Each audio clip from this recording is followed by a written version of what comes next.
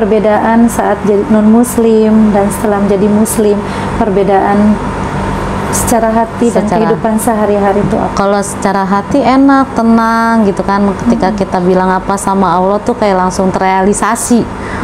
Minta juga kita kan nggak pernah aneh-aneh gitu ya sebagai manusia kan. Tapi kalau di dalam kehidupan mungkin orang melihat saya kala itu kan susah. Saya kabur lagi dari rumah. Ya itu kan habis syahadat karena niatnya mau langsung nikah, jadi kan saya ajak nikah. Nah langsung nikah, yang saya bawa itu saya nggak bawa apa-apa karena emang kan saya tinggalnya sama orang tua. Yang saya bawa hanya celana pakaian dalam. Karena saya niat ketika saya syahadat nanti saya mau pakai jilbab. Saya nggak tahu bajunya dari mana, ininya dari mana. Pokoknya pengennya habis itu langsung pakai jilbab. Saya gitu, cuma ngucap gitu doang. Jadi di rumah itu kalau suami saya bawa baju sekoper, sayanya malah cuma bawa buku-buku buat ngajar karena saya guru kan, anduk sama pakaian dalam aja udah. Terus kan habis nikah, habis syahadat terus langsung nikah sama teman saya. Jadi nikahnya nikah, kalau sekarang bilang nikah siri gitu kan ya Bu ya, karena nggak langsung nikah dapat apa tuh surat nikah. Jadi berapa tahun kemudian baru ada itu surat nikahnya karena dibantuin sama temen juga kan. Nah itu alhamdulillahirobbil alamin ya, teman saya itu saya dibawain tikar, dibawain bantal, nggak kasur, tikar, bantal. Terus ya udah, yang penting bisa tidur, udah nggak apa-apa Bu, saya gitu. Makan juga dulu punyanya baskom sama sendok, makannya pakai baskom sama sendok lagi waktu itu kan. Ya udah ya dikit. Nah terus akhirnya ketahuan sama mama saya, disangkain saya kaburnya kemana lagi, nggak taunya kan udah nikah. Nah mama saya nggak terima anaknya nikah cuma begitu doang. Akhirnya nuntutlah ke ibu mertua saya untuk dinikahkan, maksudnya diresepsiin kali ya. Dikirain kita cuma kabur doang gitu, padahal kitanya udah nikah, cuma kan ngumpet-ngumpet gitu kan, tidak disaksikan orang tuh. Udah mau marah-marah, mau ini, mana orang yang nikahin, teman-teman di sekolah, teman ngajar saya waktu itu pada ketakutan. Enggak, tenang aja, kalau seandainya kenapa-napa saya yang pasang badan, saya gituin. Bapak ibu semuanya enggak kena, saya gituin. Karena emang yang disaksin kan sama teman-teman kerja gitu ya. Saya waktu itu guru SD, kalau SMP ini saya baru. Nah setelah itu saya, karena pikiran orang tua saya harus nikah, jadi dibilangnya harus nikah secara Kristen kan. Jadi kayak pembina apa sih namanya kalau itu pranika gitulah pokoknya. Nah disuruhlah ke rumah pendetanya yang mau nikahin kami. Nah berdoa kan, mari kita bersatu dalam Yesus. Saya nggak mau, saya gitu, Christine, kamu kenapa tidak lipat tangan, katanya. Saya kan Islam dan saya tidak mengakui Yesus sebagai Tuhan, saya gitu. Oh tidak bisa ini nikah di gereja. Emang siapa yang mau nikah di gereja, saya gituin. Saya nggak mau nikah di gereja, saya gitu. Jadi waktu Bu Haifah syahadat di Istiqlal, pulangnya ke rumah teman, terus dinikahin di situ. Orang tua bahkan belum tahu dan nggak tahu kalau Bu Haifah itu udah melalui proses syahadat. Iya, nggak tahu juga. Nah terus lah iya, di situ sih belum udah pakai jilbab. Jadi kan saya bilang saya nggak bawa apa-apa.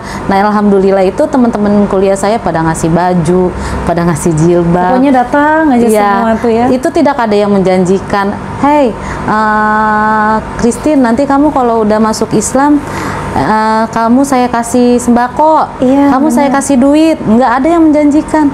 Dan itu semuanya pertolongan Allah yang datang. Masya Allah.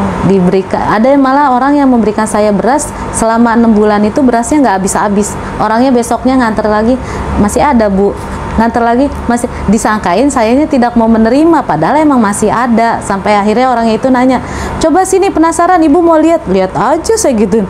Iya ya, katanya, kamu masak nggak sih? Lah masak lah Bu, masa saya nggak masak, saya gituin kan. 6 bulan nggak habis-habis. Itu berapa banyak berasnya? Satu karung yang 10 kilo ya kan, karena berdua ya nggak habis-habis kan, pada masak tiap hari, masak buat makan saya. Kan? Ajaib ya. Lah iya kan, Allah Bu. Masya Allah. Jadi karena orang tua saya nuntut harus nikah lagi di gereja, jadinya mertua saya itu diarahkan ke situ kan. Nah ya udah, jadinya pendetanya, tidak bisa ini dinikahkan. Kita juga nggak mau nikah di gereja, emang siapa yang mau nikah di gereja, saya gituin kan. Akhirnya dia ngadu ke mertua saya, emang rumah pendeta itu sama rumah mertua saya kan deket. Ibu, ini tidak bisa anaknya dinikahkan gini. Tahu itu katanya gitu. Jadi marah-marah mertua saya, padahal dia kan guru sekolah minggu, bukannya ngajak anak saya biar jadi Kristen, malah ikut-ikutan masuk Islam. Saya diem aja nggak mau ngomong, nggak mau apa. Jadi suami juga mualaf? Iya, mualaf juga. Jadi mertua saya juga sama Kristen juga. Gitu. Oh, nah akhirnya nikah di rumah mertua. Kan kalau orang Batak itu kalau hajatan itu emang laki-laki kan, bukan perempuan. Jadi nikahnya di tempat suami. Nah bapak saya itu nggak mau datang, nggak taunya bapak saya itu di rumah ngamuk-ngamuk, dia nonjokin tangan ke tembok sampai tangannya berdarah, pintu dirusakin karena dianya ya pokoknya nangis. Terus saudara-saudara saya datang, saya itu digamparin sama saudara saya.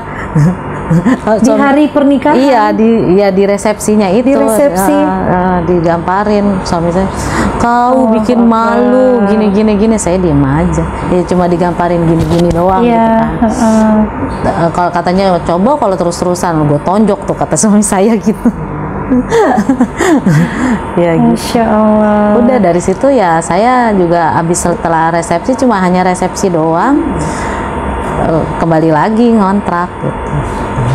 Ya emang kita lagi pas habis nikah kan langsung ngontrak gitu. Sekarang gimana hubungan dengan mertua dan orang tua? Hubungannya sih kalau secara habluminanas alhamdulillah baik. Cuma kan ya namanya saya juga pengennya kalau bisa mereka juga kembali ke fitrahnya. Nah mereka juga sama berharapnya kan kita itu kembali lagi ke Kristen gitu kan. Jadi ini kuat-kuatan ya. Iya, jadi kan dibilangnya gini, ya alhamdulillah kami berdua itu sama-sama anak paling besar, tapi tidak abai gitu dengan orang tua. Ketika orang tua butuh apa, kami terdepan. Karena kan itu kan pesan Ustadz kan. Bu Haifa keluar dari sana, tapi Bu Haifa harus tunjukkan akhlak yang baik gitu kan. Walaupun emang terkadang ketika kalau kita minoritas kita diituin kan, dizolimin kan. Tapi saya cuek aja. Bodoh amat gitu kan. Ya kan gini, kenapa kau masuk Islam? Karena Islam itu indah. Bagaimana kau bisa bilang Islam itu indah sedangkan dia ngebom di 911 tuh 9 September kan? Sama di mana, kenapa dia malah ngadain perang di mana gitu kan. Emangnya kan kalau orang Batak manggil adiknya bapak tuh udah gitu ya, emangnya udah tahu yang ini itu orang Islam, saya gituin kan ya. Itu kan propaganda semuanya, saya gituin kan. Ketika kejadian itu orang-orang Yahudi tidak masuk, saya gituin. Diem dia nggak bisa jawab ya kan. Kebanyakan manusia hanya menelan mentah-mentah berita, tapi tidak mau cari tahu, tidak mau mengkonfirmasi gitu kan. Jadinya jadi ya, kalau saya bilang jadi bodoh. Betul. Ya kan? Jadi ya memang lagi-lagi media yang salah satu yang berperan dalam ini merusak nama Islam ya. Nah, setelah udah menikah ya, ngambil rumah di sini dekat juga sama orang tua kan. Hubungan udah baik. Cuma tetap mereka masih berharap Bu Haifa masuk. Apa yang paling Bu Haifa tunjukkan ke mereka tentang Islam? Ya lebih ke akhlak aja sih ya, walaupun saya merasa juga akhlak saya belum baik. Karena kan bagi orang tua itu kan saya ini kan tetap jelek, tidak bagus kan ya. Tapi ya kadang gitu saya itu sedihnya gini, kalau orang tua saya emang tidak tahu ada misionaris. Kalau mertua saya, iya dia misionaris. Karena kan dari Magelang itu mertua saya kenapa masuk Islam itu ya karena ada misionaris di sana kan. Makanya dia jadi masuk Kristen. Kalau mertua saya jadi tahu gitu kan, yang dari dikasih dengan iming-iming sembako dan segala macam. Malah saudaranya ada yang masuk Kristen tapi karena nggak disuplai terus-terusan kan ya balik lagi dong ke Islam.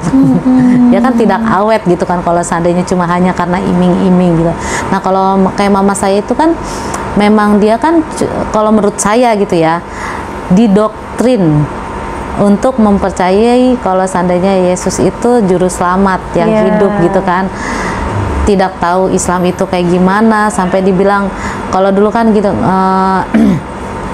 ngapain kau masuk Islam, si Muhammad itu kan tukang kawin, digituin kan, nanti suamimu kawin lagi, digituin kan. Saya jawab gini, suami Muhammad bukan tukang kawin. Emang Nabi, saya cerita, Nabi Muhammad itu istrinya 13, tapi dia menikahi perawan cuma 1, itu namanya Siti Aisyah. Yang lainnya itu janda, terus nenek-nenek. Kenapa dia menikahi nenek-nenek? Ya karena dia mau menyantui nih anak yatim, saya gituin kan.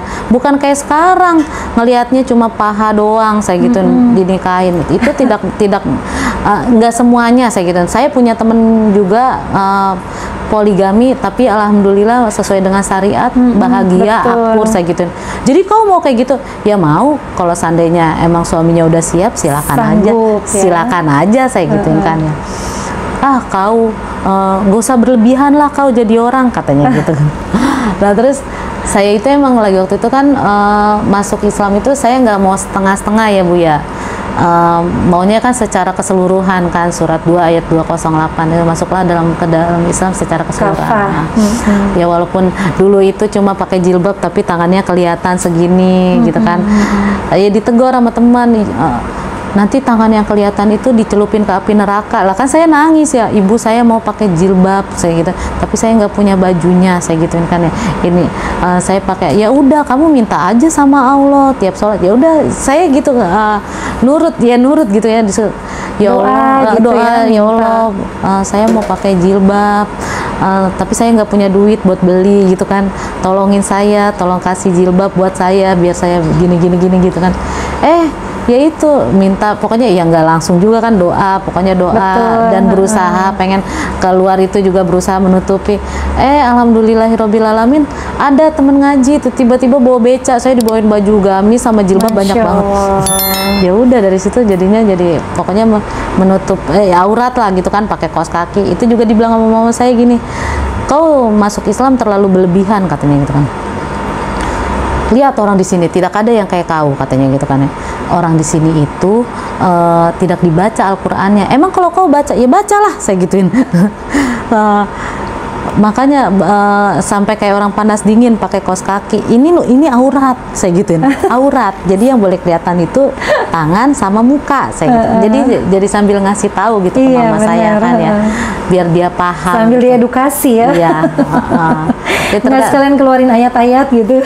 Kalau itu ntar dulu, ya yang ringan-ringan aja dulu biar dianya paham gitu kan. Iya benar. Terus lagi gini, ya ini kan obrolan cuma dengan orang tua gitu ya. Nah nanti abis ngeluh gitu kan, bayar listrik mama mahal, katanya gitu, bayar telepon, bayar ini, ya saya ya udah nanti dikurangin lah itunya, dayanya gitu kan. Iya gini mana ini, ya cerita curhat lah gitu kan, ada cicilan ini dah tuh. Terus gini tiba-tiba ngomong gini, habis ngomong gitu, nanti kalian melayang-layang lah ya kalau kami langsung masuk surga. Kenapa mak? Iya, kalian mah nanti kalau seandainya udah di hari pembalasan, bilangnya kalau mereka kan hari pembalasan, kalian melayang-layang. Kalau dia nggak mau bilang kali masuk neraka kan, jadi dibilangnya melayang-layang, nggak tentu arah. Kalau kami langsung masuk.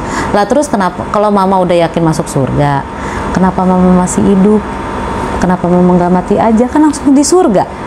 Sekarang mama pusing, bayar listrik mahal, bayar dasar kawan aku kurang ajar. Padahal bukannya maksudnya gimana, saya dipancing ya, saya nggak mau ngebales, nggak mau nginiin kan, ya tinggal dibalikin lagi aja omongannya. Ya orang udah pasti masuk surga, kenapa masih hidup kan? Yang mendingan ya udah langsung di dunia pusing ya. Iya dipusing, langsung di surga gitu.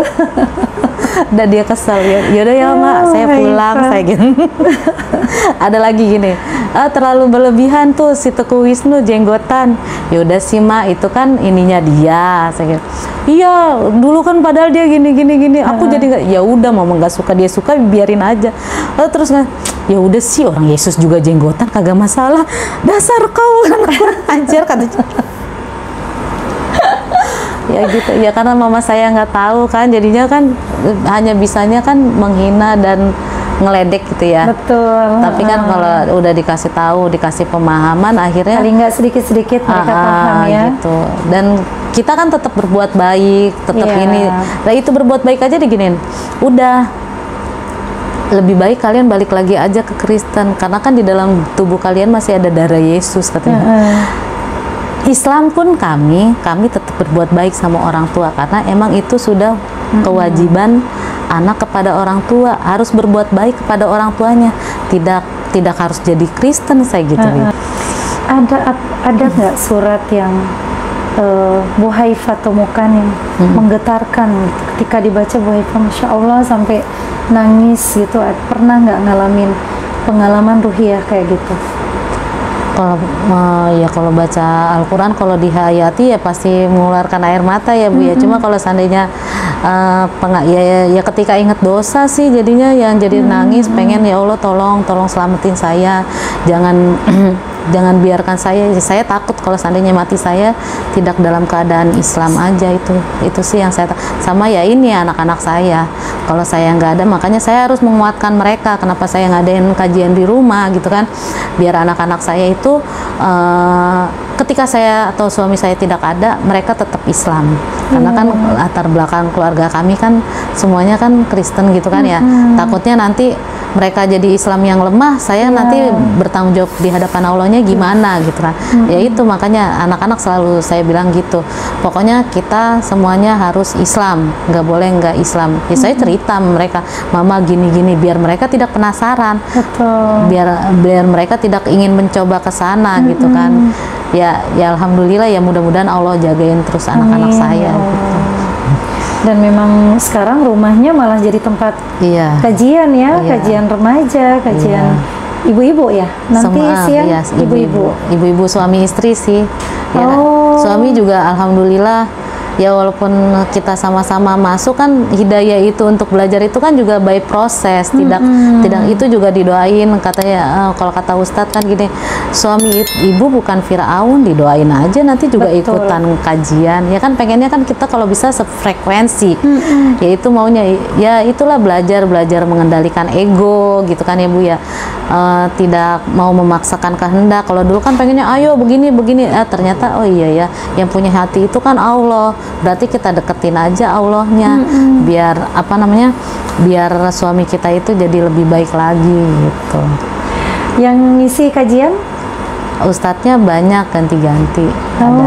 Masya Allah ya Bu Haifah mu'alaf, dan saat ini rumahnya jadi tempat kajian remaja, anak-anak, orang tua. Cita-citanya sih pengennya punya rumah Quran, tapi kan kalau cuma pengen doang tapi tidak terrealisasi kan kayaknya kayak omong doang kan.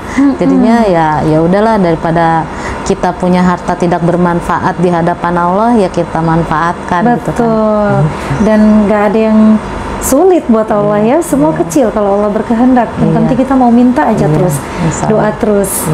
Jadi impian Bu Haifah pengen punya rumah Quran. Kita aminkan ya teman-teman semua. Mudah-mudahan Allah mudahkan dan semua yang Bu Haifah impikan. Selain rumah Quran, apa sih yang Bu Haifah impikan banget untuk kehidupan Bu Haifah ke depan dan anak-anak? Kalau saya sih pengennya jadi manusia yang bermanfaat. Ketika saya bekerja di mana, kalau bisa harta saya itu bermanfaat ya, khususnya buat teman-teman saya sekitar. Saya pengennya ya kan, ditanya cita-cita, mudah-mudahan diaminkan oleh para penonton. Pengennya itu saya jadi wasilah. Ya untuk sekarang ini kan ya teman-teman ngaji saya pengen bisa memberatkan mereka ya, kalau minimal kan umroh ya Bu ya, kalau haji kan ketinggian. Pengennya itu sih biar semuanya bisa merasakan ke sana. Bu Haifah udah umroh? Insya Allah tanggal 15 September besok. Wah, Masya Allah. Sama suami? Enggak, sama teman. Sama teman? Tadinya mau ajak suami, tapi sama suami dianya kemarin itu dia gini, merasa saya itu banyak dosa, ngerasa nggak pantas. Saya bilang ya karena kita banyak dosa kita ke sana. Ya ketika dia kepengen, saya udah daftarnya sama sahabat saya niatnya pengen kalau bisa teman-teman kajian saya semuanya berangkat gitu. Allahu Akbar. Cuma kan nggak tahu, tapi Allah nanti yang mudahkan. Betul. Jadi selalu punya target akhirat. Nah, kita yang sudah muslim dari lahir ini, sudah seberapa jauh target akhirat kita untuk bekal ya, bekal. Iya, bekal. Sebaik-baik bekal kita yang kita bawa pulang nanti. Ini apa nih, gitu kan? Bu Haifa sudah memimpikan punya rumah Quran, dan alhamdulillah sekarang rumahnya menjadi tempat kajian. Dan saat ini impian beliau untuk bisa memberangkatkan umroh teman-teman ya, teman-teman yang ngaji di sini. Iya, Insya Allah, semoga Allah mudahkan. Iya, kalau iya Allah yang mudahkan, Allah yang maha kaya. Betul, kalau saya mah cuma apa sih? Miliknya Allah yang maha kaya. Jadi memang apa aja kita mintanya sama Allah. Gitu. Masya Allah. Ya Allah dulu, Allah lagi, Allah terus. Allahu Akbar. Allahu Akbar. Masya Allah. Alhamdulillah.